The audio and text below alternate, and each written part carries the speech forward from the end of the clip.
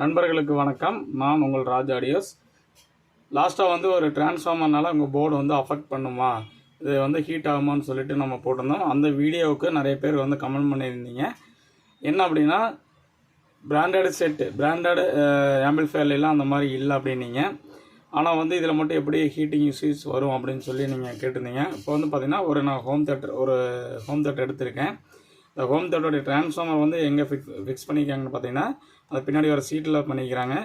ஆம்பிள்ஃபயரோட IC வந்து பார்த்திங்கன்னா இந்த போர்டு வந்து உங்களுக்கு இந்த சைடு வரும். ஆனால் வந்து பார்த்திங்கன்னா இதுக்கும் வந்து எந்த ஒரு கான்டாக்ட் ஏதாவது இருக்குங்களா பாருங்கள். ஆனால் இது வந்து வுட்டு, இதுக்கு எந்த ஒரு சம்மந்தமே இல்லாமல் இருக்கும். அப்படிங்கும்போது பார்த்திங்கன்னா இந்த இஎன் கோர் வந்து பார்த்திங்கன்னா உங்களோட ஃப்ளக்ஸ் வந்து இதில் வந்து ஈஸியாக வந்து அஃபெக்ட் பண்ணுறதுக்கு சான்சஸே ரொம்ப கம்மி. அதனால் வந்து பார்த்திங்கன்னா இதில் வந்து பார்த்திங்கன்னா இந்த டிரான்ஸ்ஃபார்மர்னால் அது ஹீட் ஆகுமான்னு பார்த்திங்கன்னா இந்த மாதிரி மெத்தேடில் வந்து ஆகிறதில்ல. ஆனால் வந்து பார்த்திங்கன்னா ஒரு சிலர் வந்து என்ன நினைப்பாங்கன்னா, இந்த பேக் சீட் வந்து பார்த்திங்கன்னா உங்களுக்கு வந்து அலுமினியத்தில் சீட் போட்டுக்கிறதுல வந்து கம்பல்சரி டிரான்ஸ்ஃபார்மர் வந்து ஃபிட் பண்ணியிருப்பாங்க அப்படின்னு ஒரு சிலர் வந்து நீங்கள் நினைக்கலாம். அதுக்கும் வந்து ஒரு எக்ஸாம்பிளுக்கு சொல்லியிருக்கேன் பாருங்கள். இந்த போர்டு வந்து பார்த்திங்கன்னா இது ஒரு ஹோம் தேட்டரு. இது வந்து ஸ்பீக்கர் ப்ரொடக்ஷனோட போட்டிருக்காங்க. இதுலேயும் வந்து பார்த்திங்கன்னா இந்த இடத்துக்கு வந்து பார்த்திங்கன்னா உங்களுக்கு அந்த ப்ரீ ஆம்பிள்ஃபயர் போர்டு வந்து இந்த நேரம் வரும். இது வந்து பவர் ஆம்பிள்ஃபயர் செக்ஷனு. இதில் வந்து டிரான்ஸ்ஃபார்மர் இதில் ஃபிக்ஸ் பண்ணியிருக்க மாட்டாங்க.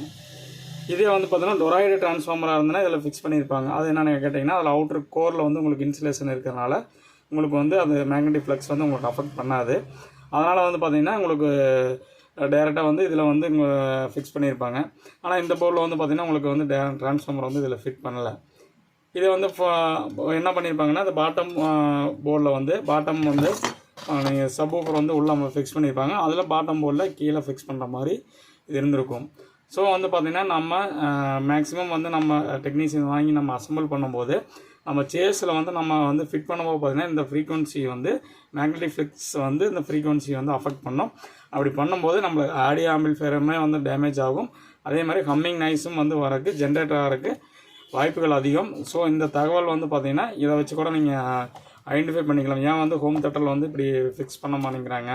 இதே வந்து பார்த்திங்கன்னா இந்த சீல்டட் இரும்பு பிளேட்டு வந்து அலுமினியம் பிளேட்டில் போட்டுக்கலையும் வந்து ஏன் வந்து இஎன்ஐ கோர் டிரான்ஸ்ஃபார்மர் வந்து நீங்கள் கீழே வந்து பாட்டமில் ஃபிட் பண்ணிக்கங்கிறது உங்களுக்கு வந்து ஒரு ஐடியா கிடச்சிருக்கும். ஸோ நாம் வந்து பார்த்திங்கன்னா அந்த ஐசோலேஷன் வந்து நம்ம கரெக்டாக பண்ணினோம்னா நம்மளுக்கு நம்மளுடைய போர்டு வந்து மேக்ஸிமம் ஹீட்டில் இருந்தோம்னா நம்ம ஆடியோ போர்டு வந்து ஃபால்ட் ஆகாமல் நம்ம வந்து தவிர்க்க முடியும். ஸோ இது யாராச்சும் ட்ரை பண்ணி இல்லை நான் இந்த மாதிரி நான் யூஸ் பண்ணியிருக்கேன் அப்படின்னா கீழே வந்து கமெண்டில் சொல்லுங்கள். எந்த மாதிரி நீங்கள் ஐசோலேஷன் பண்ணி நீங்கள் வந்து டிரான்ஸ்ஃபார்மர் வந்து ஹம்மிங் நாய்ஸ் இல்லாமல் போர்டோடைய ஆம்பிள்ஃபயர் வந்து ஹீட் ஆகாமல் வந்து பண்ண முடிஞ்சுது அப்படிங்கிறத கீழே கமெண்டில் தெரியுங்க. நன்றி, வணக்கம்.